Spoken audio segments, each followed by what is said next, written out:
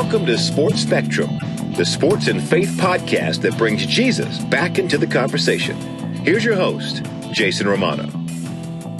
Hey guys, welcome to the podcast. I am Jason Romano. Today on the show, we are going to be talking to former Jacksonville Jaguars offensive lineman, five-time Pro Bowler Tony Boselli. Before we get to our interview with Tony, I want to tell you a little bit about our sponsors today, Ronald Blue Trust. We love Ronald Blue Trust. You can check them out at their website, ronblue.com. Over 35 years of experience serving people, especially people in the professional athletic world, coaches, people like that. They've created a specific service offering tailored to meet those pro athletes' unique needs, but they are available for everyone, Ronald Blue Trust. And again, the website is ronblue.com, and we are living through truly unprecedented times with this COVID-19 changing the way we're working, living, and relating to one another. And numerous organizations have even called this a watershed moment in history. And that means we have a lot of questions, especially regarding our financial services, our financial thoughts, our financial situations, our decisions. What are we doing? This is a great time to connect with Ronald Blue Trust. Check them out at ronblue.com for all your financial endeavors, ronblue.com. We're pleased to welcome Tony Boselli today to Sports Spectrum, the three-time first-team All-Pro offensive lineman with the Jacksonville Jaguars. 5 times he made it to the Pro Bowl. He was selected in the first round, second overall pick of the 1995 NFL Draft, and the first ever draft pick by the Jaguars. And he didn't disappoint in the years that he played there, from 1995 to 2001. Like I said, 5 Pro Bowls in the 7 seasons that he played, and then injuries got the best of him, and he had to retire and call it quits early at the age of 29. And now Tony's doing broadcast work. Actually, he works as a color analyst for Jacksonville Jaguars football games on the radio. Also does work with Westwood One, calling football games for them, the Thursday night broadcast. But this is more than a story of football. And yes, we're going to talk about his faith, and he's got a really great testimony that he shares today on the show. But he was in the news recently for something else. He tested positive for COVID-19 in late March and was in intensive care for 3 days, being released early in April. And that's not all that took place. See, Tony's wife also contracted COVID-19, and his 2 boys also tested positive for COVID-19. So this was a real situation that Tony was dealing with. Thankfully, his wife and his 2 boys, didn't have the symptoms that Tony had, but still, scary stuff, right? COVID-19 is not something to take lightly. So let's listen to the story and the journey of Tony Boselli, the 3-time first-team All-Pro offensive lineman from the Jaguars, joining us here today, sharing his story on Sports Spectrum.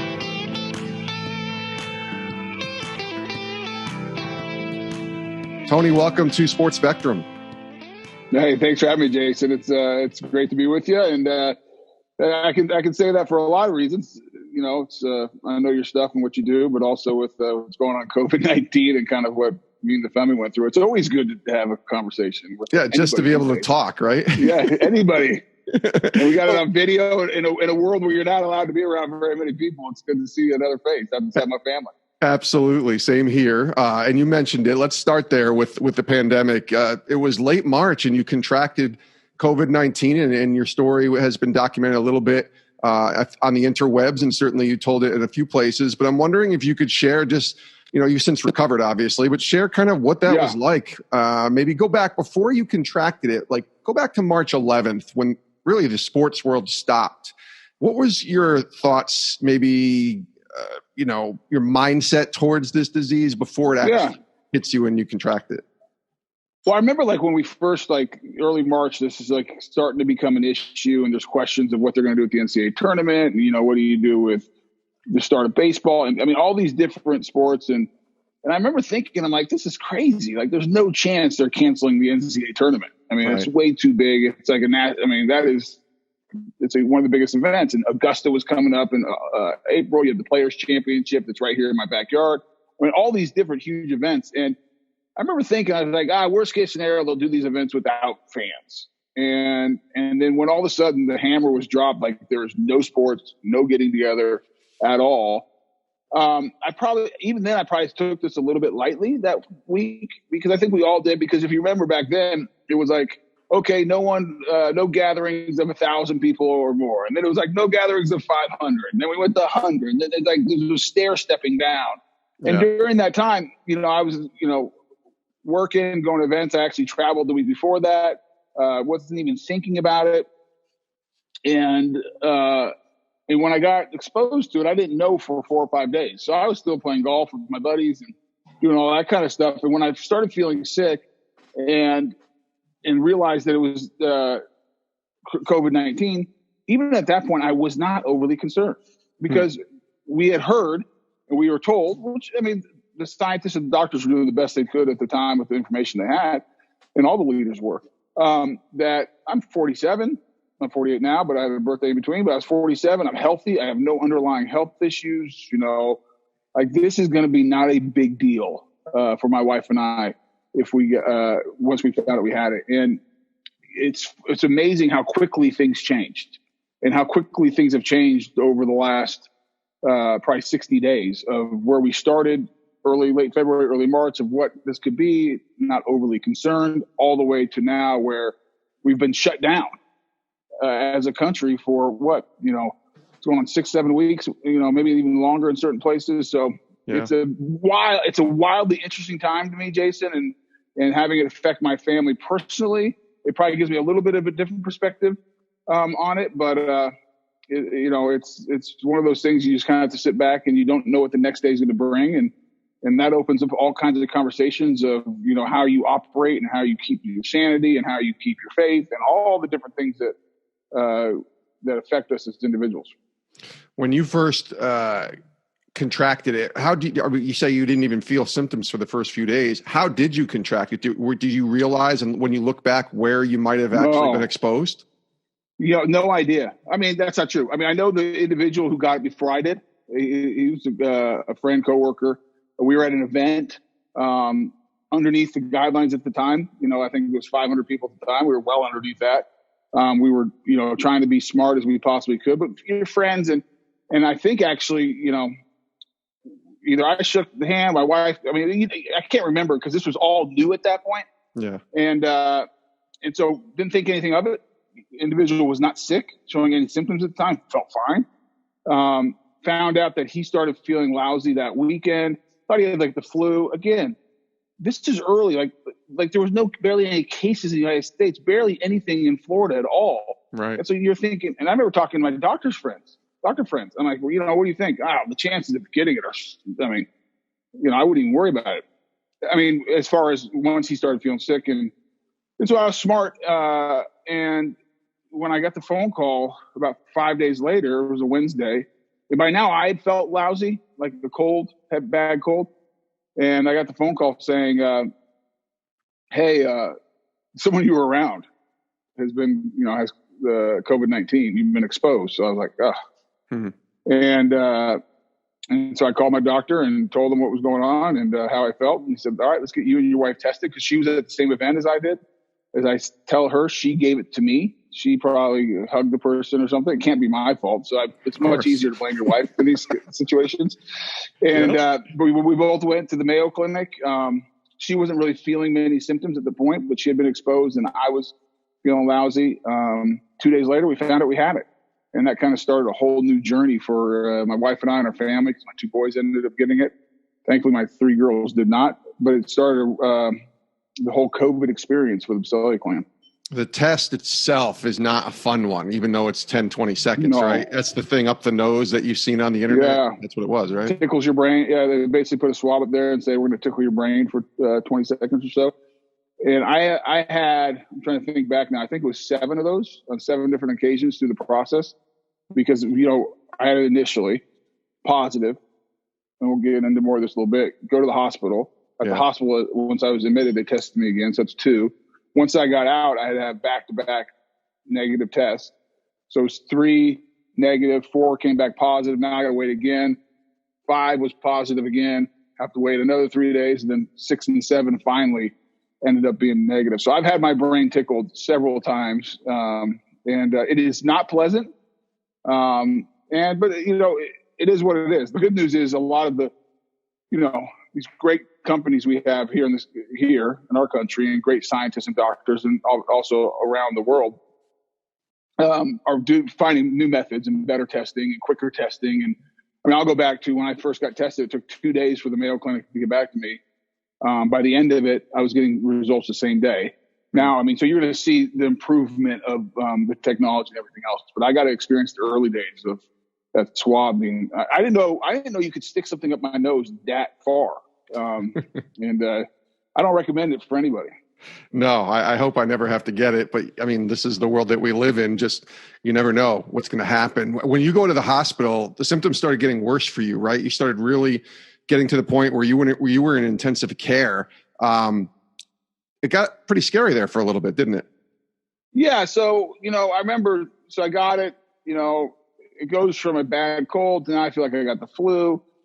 But it wasn't in my lungs. So I was just felt tired. And, I had this fever that I couldn't get rid of. I mean, that I could get rid of with Tylenol, but it would spike every 4 hours.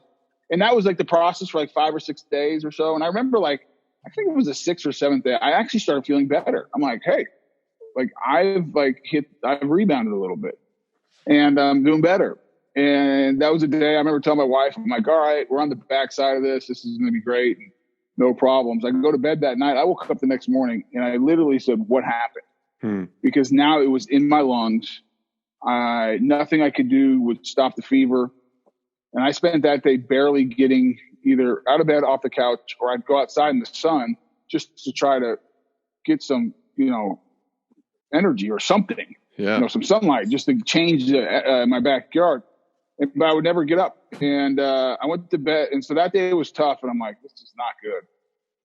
And I had a doctor friend call me and say, how you doing? I said, I thought I was getting better. Now I'm getting worse. And he says, yeah, that's something we're seeing, that day 6, day 7, this thing can go one or two ways.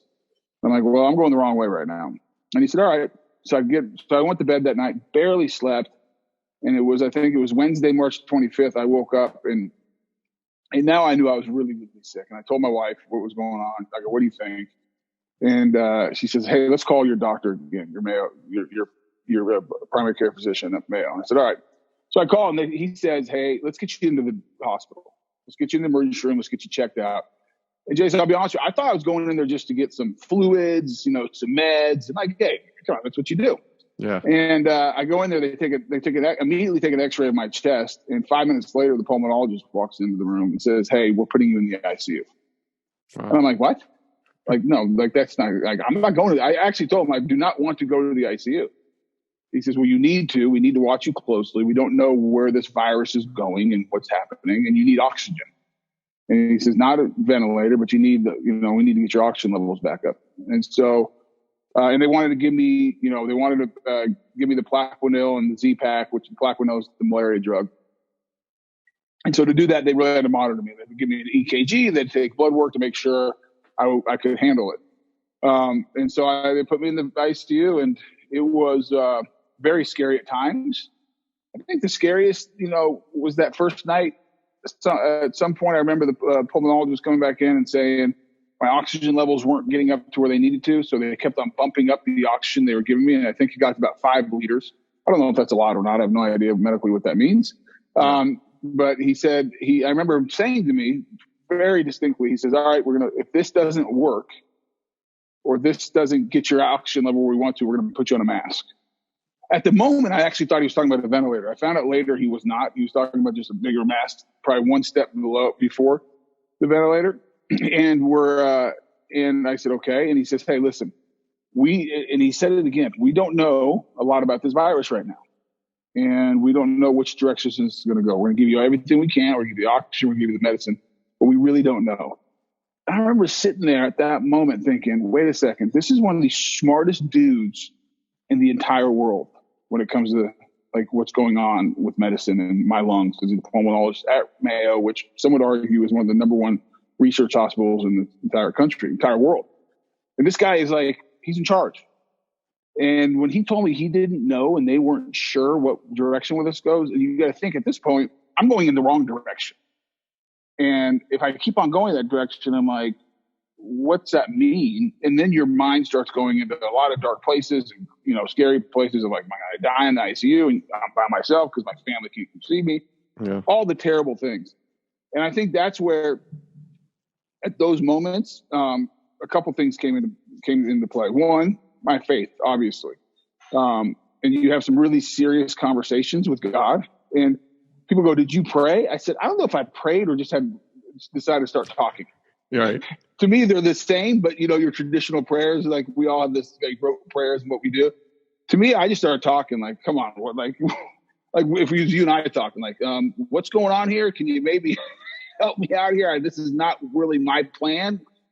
That obviously really, there was a comfort and a knowing that there's no guarantee. I mean, at that point, but you're like, I know that God loves me, cares for me. And I also knew that I had a bunch of people praying for me.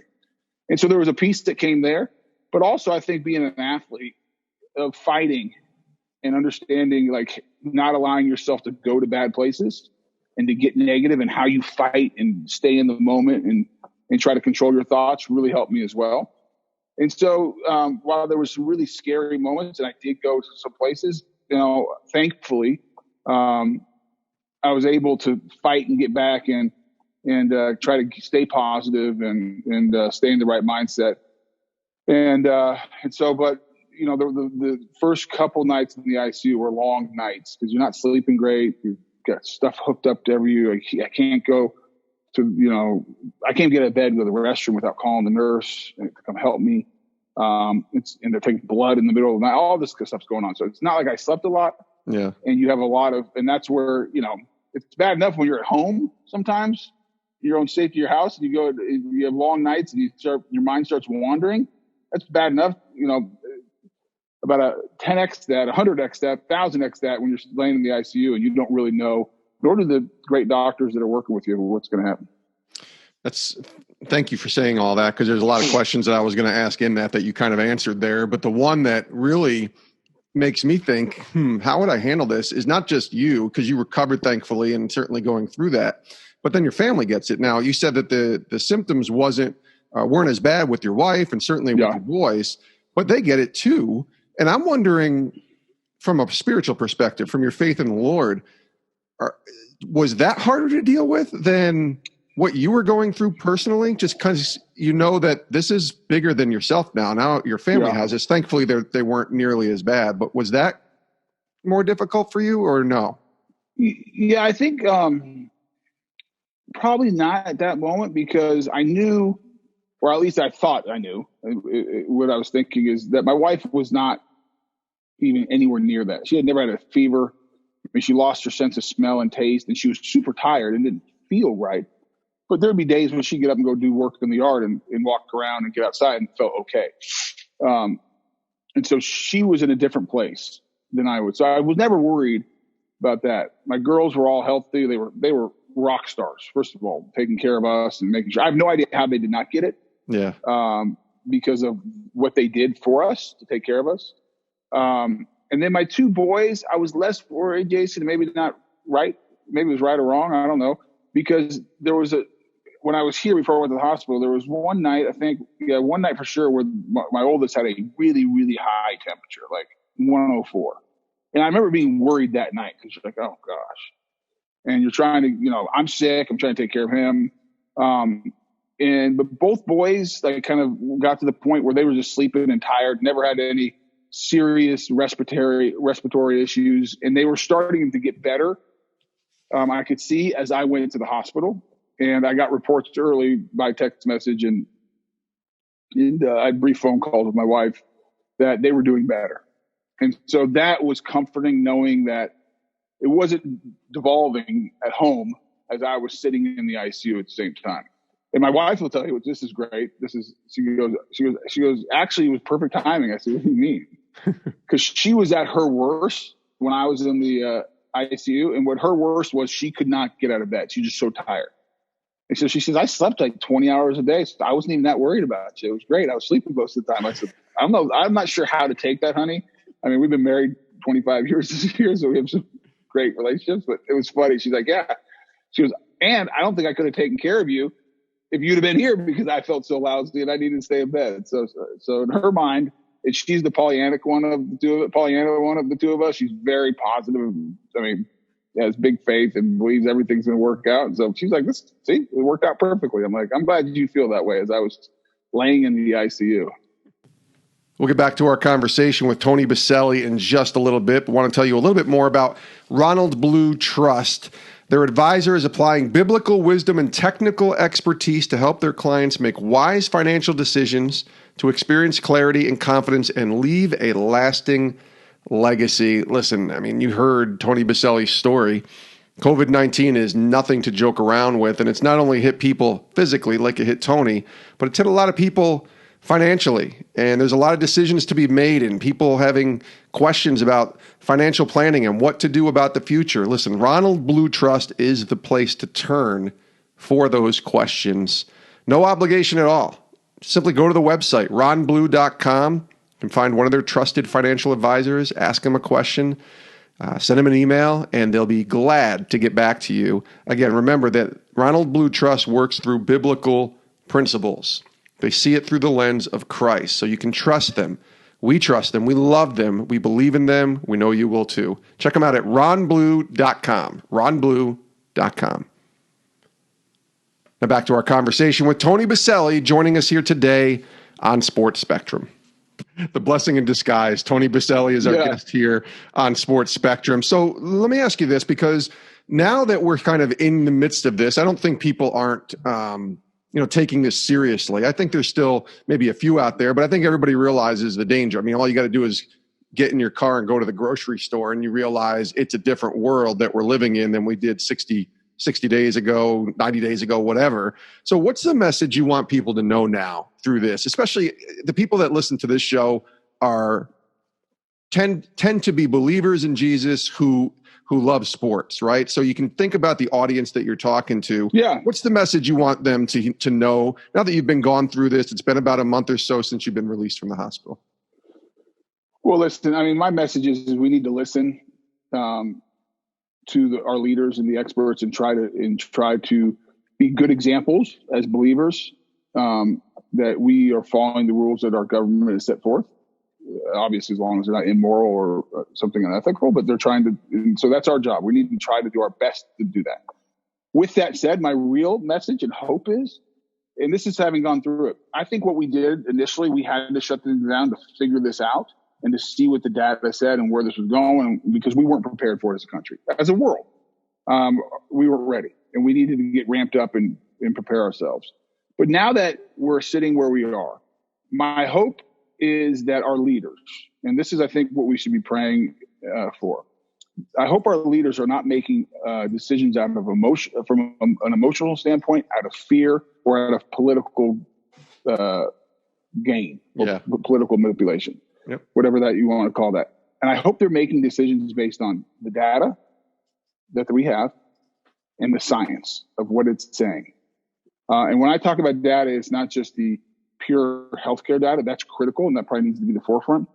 But this is a public health issue we're dealing with in our country right now. There's no doubt about it, and it's something we've never seen in our lifetime.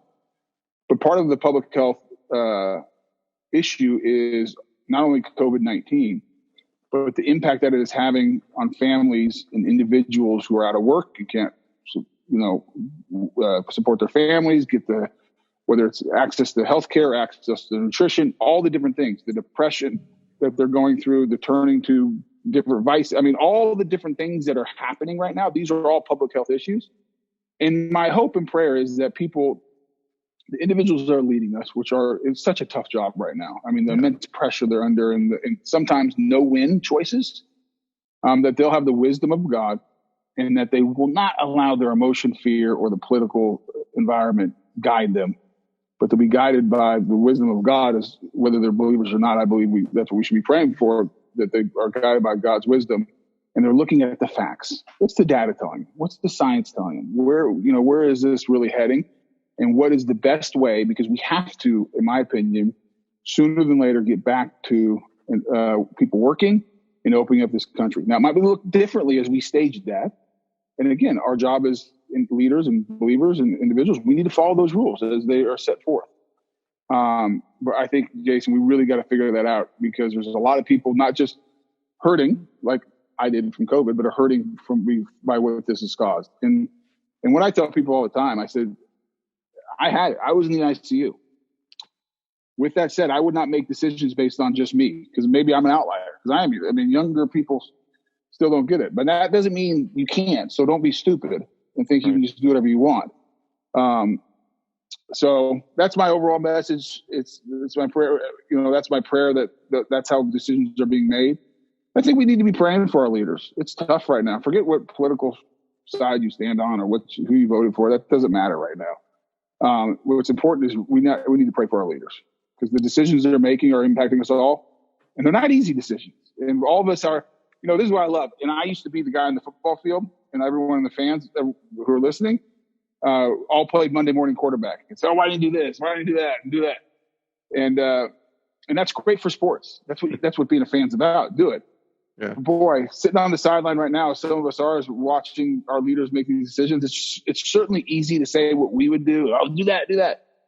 We got to have these people, these individuals, these men and women need to have the bigger view. They need the wisdom of God to make these decisions correctly. Yeah, that's well said. As we wind down, I want to ask you, we ask this to a lot of our guests here on the show, just to share your testimony in the time. Maybe it's a really long, drawn out story, and that's okay. We're a podcast. But where that faith for you started, was it something that you had ingrained in you since you were a little kid, or was it something that got a lot more serious as you got older? Yeah, I mean, mine is, it's both, actually. Yeah. It's funny because I think sometimes, again, we always want to simplify these things. And sometimes it is simple for us. It was at this moment that something happened that I never knew the Lord and I never experienced it. And I had an encounter with God, and boom, at that moment. And, a Saul to Paul moment, per se. Right.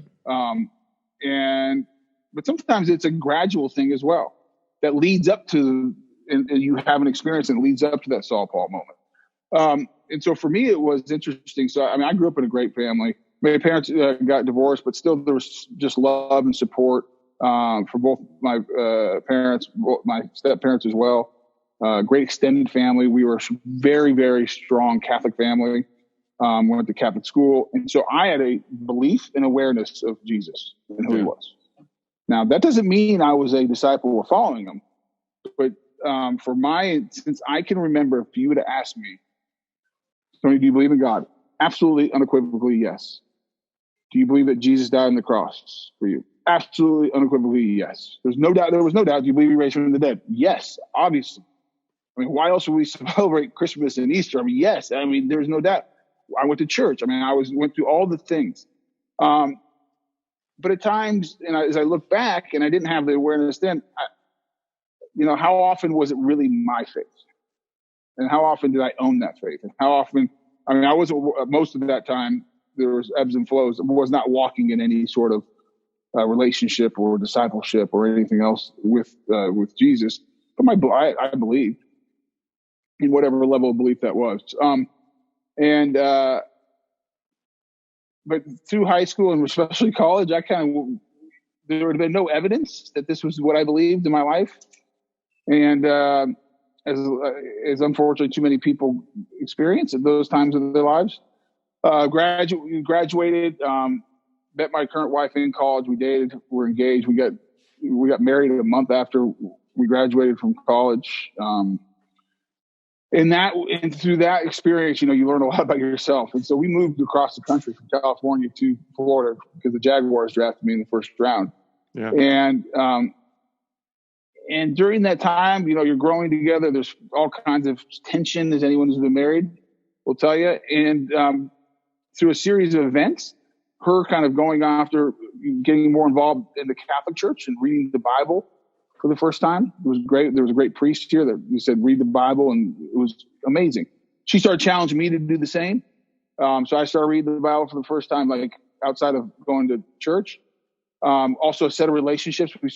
She really became good friends with Mark Brunell's wife. And they were much further along in their faith, which led me to, kind of be friends with Mark. We got invited to a Bible study. And it was great. In the early days, I would not have told you I needed anything. I knew Jesus was real. I knew this. I was good. my wife would argue with you, but I thought I was fine. And I remember her telling me, she was, we're going to go to this couples Bible study. I'm like, no, we're not. I'm like, I probably wanted to play golf or something. I got something to do. She's like, no, we are going to this couples Bible study. I said, oh, fine, I'll go. and so we went, and I spent there's like a 4 to 6 week period of either not saying anything or debating everyone in that room about what was going on and what we were reading and everything else like that. And it was great. And I developed some really good friendships because it wasn't really the crew I hung out my rookie year with on the Jaguars. Some were, some weren't. And so it was an expanding kind of relationship and everything else. And I'll never forget. So at one of these couples events, it was player led. It was great. It did challenge. It brought great conversation up. But we had a pastor come that was one of Mark's friends. Yeah. And instead of it being player led, really preached the gospel. And I remember sitting there, and I'm looking around. There's certain people crying. It was a powerful message. It was, and I actually don't even remember the details of the message. This is 1996, spring of 96. And I looked around, there's certain people crying, and I just had this smile on my face. And I didn't even know I was smiling, but I was like, we've all been in those moments if you're a believer. I felt like he was just talking to me. He had somehow designed this message without ever meeting me for me. And at the end of it, he says, if you want to know Jesus in a more real way, deeper way, whatever the kind of altar call or the invitation was, he says, stand up. So I stood up. I didn't even know why I was standing up. I'd never been in an event like this where you made these declarations. I'd gone to church. You sat there, I've been confirmed, all the different things. Yeah. And I stood up, and I'll never forget. My wife looked at me. She goes, and looked at me like strange. And I stood up, prayed a prayer, went and talked to this guy afterwards. Again, people were crying. I was just fascinated. I'm like, how do I get more of this? What do I do? And I got home that night, and my wife looked at me. She goes, what are you doing? I go, what do you mean? She goes, why'd you stand up? I thought you were a Christian. And I remember telling her, and I said, Ange, my wife's name's Angie. I said, Angie, I don't know. Maybe I was. Maybe I wasn't. I have no idea. Whatever he was talking about, I want. And so people always say, is that when you got saved? Maybe. I don't know. I mean, it doesn't, to me, those are stupid debates. I don't know when. I mean, God's sovereign. He, maybe he saw my faith, and he says the faith of the mustard seed, you can move that mountain. Maybe he saw my faith when I was in 10th grade and was going to Bible studies, with my uncle and family. Maybe that was when. I have no idea. But there was a change at that moment, and I would call that a Saul to Paul because it changed my perspective of how I looked at my relationship with Jesus and what that meant in my life and what it meant to be a friend and a husband and a father, and how that now that my faith influenced everything. Not that trust me, I still screw up. It's not like all of a sudden I'm walking the, perfect, and no one would, was going to mistake me for Jesus the next day, or even even Peter or any of the disciples. But it changed who I was and how I looked at the world and how I looked at myself. And now all of a sudden, Jesus had a say and an influence in everything, and not just what I did on Sunday, or not just what I did at certain times when I was praying or anything like that, but that there was an ongoing interaction through the Holy Spirit with me and the Lord. And so that was in 1996, May of 1996. And again, I tell people all the time, they're like, is that the greatest moment of your spiritual life? And I'm like, yeah, it was, but it was only great because of what happened afterwards.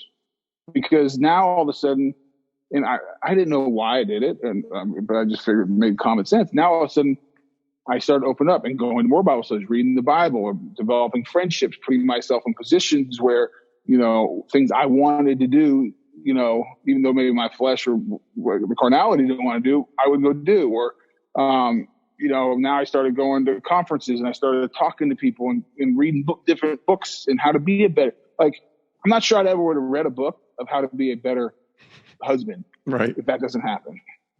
I don't know if, when my wife would looked at me and says, we need to go talk to somebody, I'm not sure I'd have gone and said, okay, let's go to the pastor and talk to somebody and figure out how we both can be better. Which all this has led to an amazing marriage, and it's helped me, with so many areas. And so, that in May of 1996, that was an amazing night.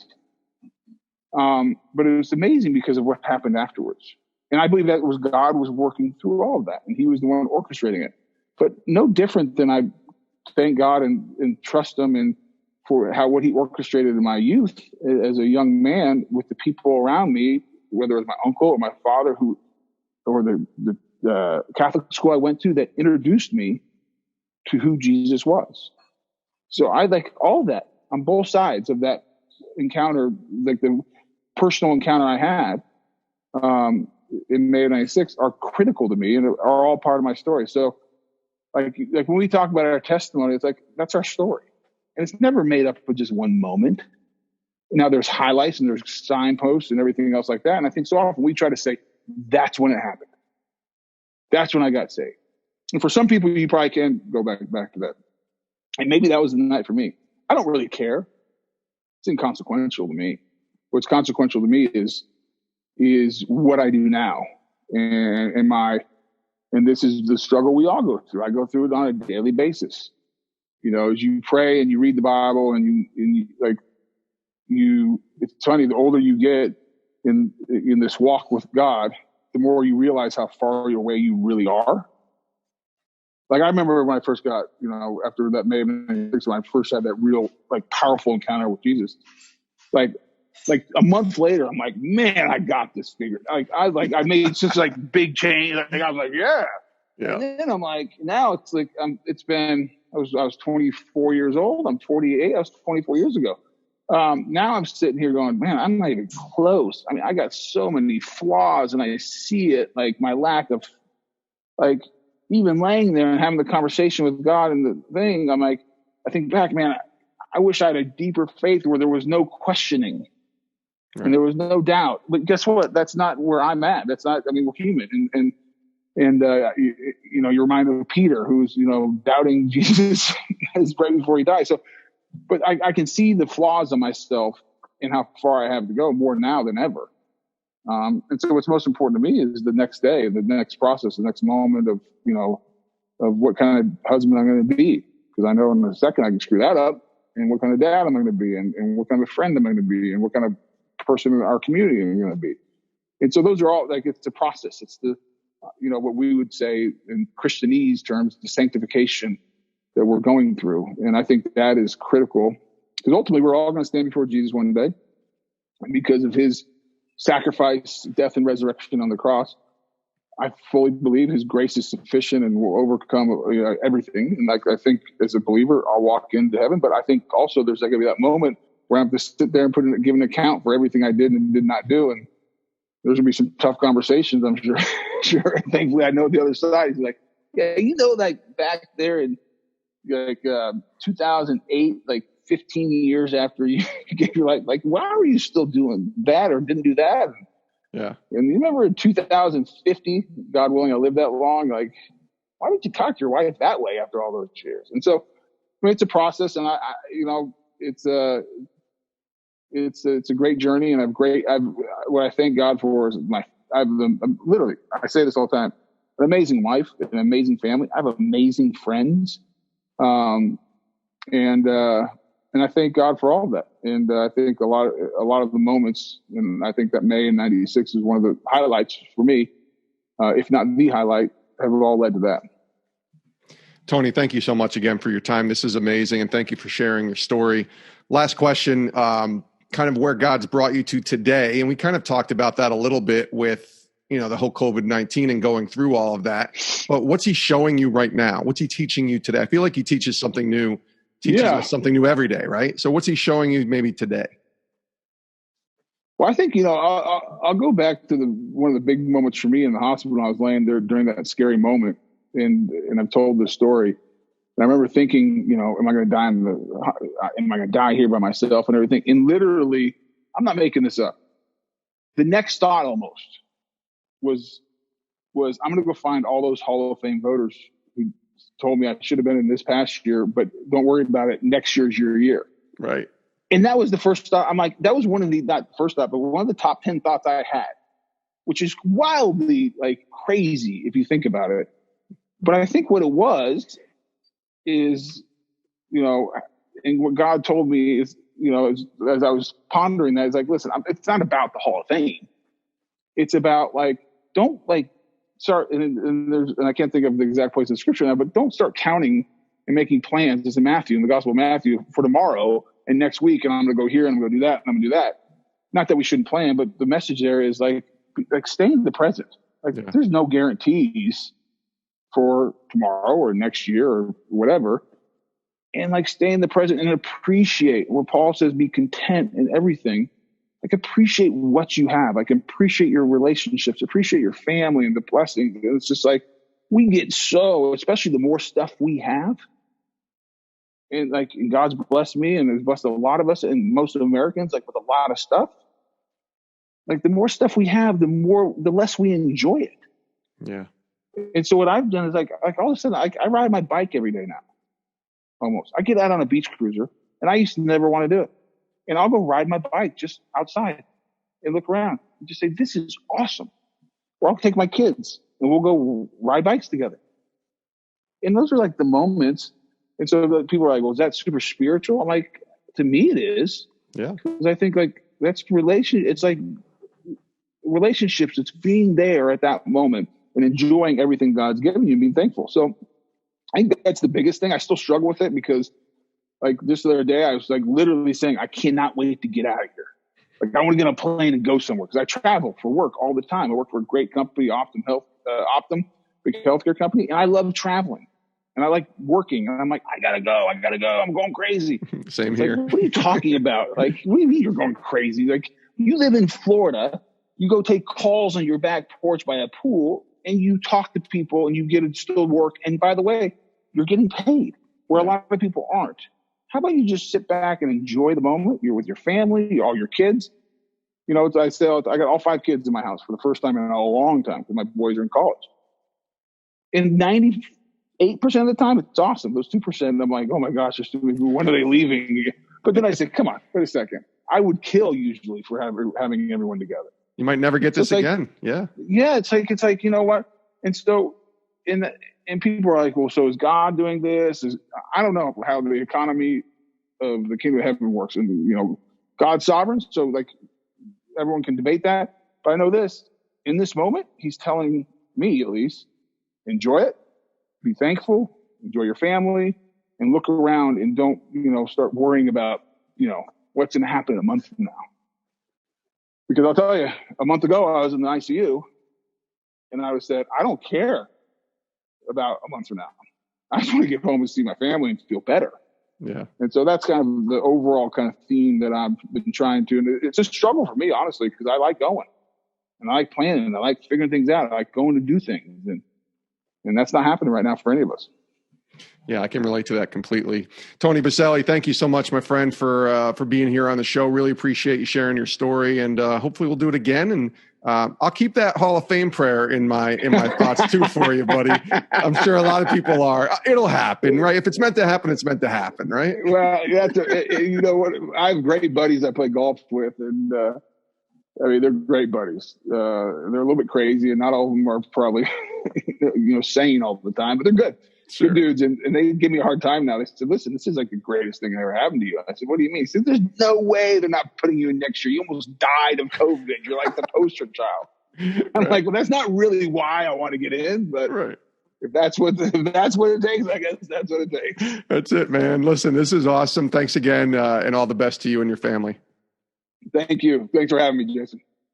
That was great stuff there from Tony Boselli, the former Jacksonville Jaguars offensive lineman, 5-time Pro Bowler, 3-time first-team All-Pro. What a story, right? I mean, you can see how this guy has not only been impacted by the COVID-19 virus and kind of having an appreciation for life, a greater appreciation for life now, but his walk with the Lord is real. You can just sense that. And there's a difference between knowing who God is and accepting him for who he is as Jesus Christ, our Lord and Savior, but literally following him, having the Holy Spirit come in you and wrecking you in a lot of ways. And that's what happened to Tony, and it was awesome. I just loved hearing his journey and his story here today on the show. You can give him a follow over on Twitter. Just search Tony Boselli, and you will find him there. And let him know you heard his story here on Sports Spectrum. You can also check out ronblue.com, Ronald Blue Trust. We love Ronald Blue Trust and are thankful to them for sponsoring